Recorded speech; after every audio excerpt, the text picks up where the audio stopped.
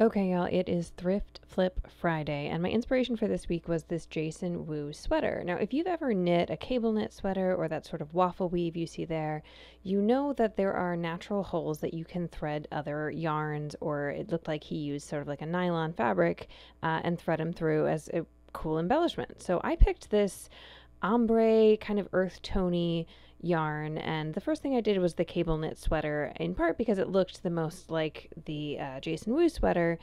And it's kind of hard to tell. I'll do a slow-mo later when I realize that maybe not everybody has knit a cable knit before. But I'm just following the natural gaps and holes that are created when you cross over as you knit. So I'm really not doing anything to the knit itself, just following the hole with a needle and pulling through. One important thing, I am using one piece of yarn because I want it to be able to stretch and give, and because frankly, the part that I was most nervous about with this whole thrift flip was tying off. You know, when you're knitting yourself, you can incorporate it into the seams, but not so much here. So because it's one piece of yarn, I'm stretching it out. I'm making sure that it's not like super tight or going to pull the fit. I also later put it on my body to make sure, and I left a really long tail.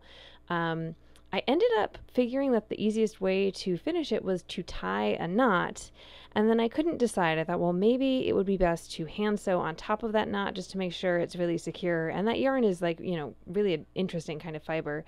Or maybe it might work to just use fabric glue. So for this red one, I decided to go ahead and do fabric glue because it had the smaller strand of yarn. And so here I am putting in some cardstock underneath the knot.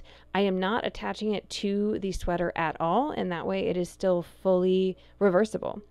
Now this ends up looking really cool. It is a waffle weave, and I'm doing the same thing I did with the cable knit. I'm just following the natural holes in the sweater, and it took forever, so it's very fun to watch the speeded up version.